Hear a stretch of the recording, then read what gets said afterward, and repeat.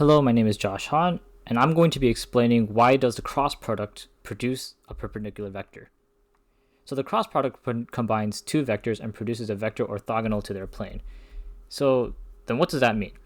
Well, the cross product takes two vectors, let's say A and B, and when you do the cross product, you'll result in a third vector, the cross product of A and B, which is 90 degrees to vectors A and B. And as you can see on the right bottom corner, we'll see how to get the cross product using the matrix and determinants from the vectors, as well as the formula at the bottom right corner. And a practical application is often used in physics and mathematics is the right-hand rule, where the pointer finger is designated to the one vector, the middle finger is designated to the second vector, and then the thumb is designated to the cross product of the vectors.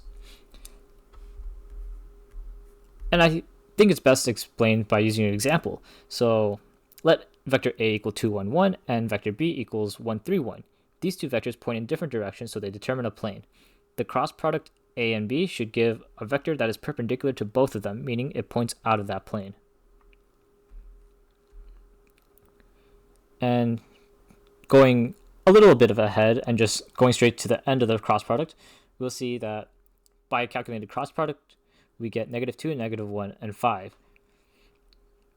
And as you can see in this graph, we'll have two vectors here, and then this third vector looking pretty perpendicular to these two vectors.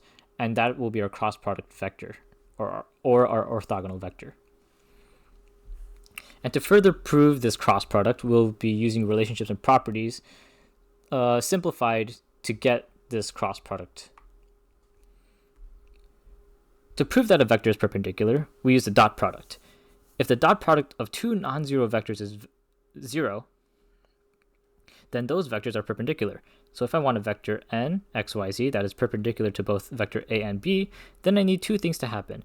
I need the dot product of a and n to equal 0, and I also need the dot product of b and n to equal 0. Now I will find what a perpendicular vector would have to look like. First, I take the dot product of vector a and n doesn't have any specific value, so we can turn that into an equation 2x plus y plus z equals 0.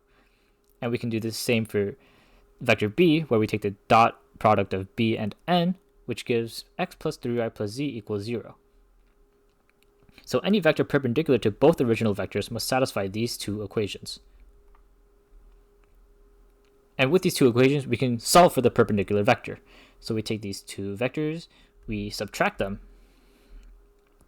and we get the resulting value of x equals 2y. Then I substitute that into x plus 3y plus z equals 0, and that gives the final result as z equals -5y. I can choose any value for y because there are many perpendicular vectors pointing in the same or opposite direction, and to keep the number simple, I'll be using y equals -1. Then x equals -2 and z equals 5 using these final equations. So one vector perpendicular to both a and b is -2, -1, and 5, which is the same answer as our earlier cross product product. Now, even though we were able to verify the dot product values with our cross product, that doesn't really justify it. But we can, again, verify our dot products with the cross product using dot product orthogonality, where we take the dot product and of the original vector and the cross product. If we get 0, then we can prove that these two vectors, the cross product vector and the original vector, are orthogonal to one another. So to confirm that this vector is perpendicular, I check the dot products first, and then as you can see, we run the dot product between the original vector a and also original vector b, and they both result in the value 0, proving that they are orthogonal to one another, or orthogonal to the cross product vector.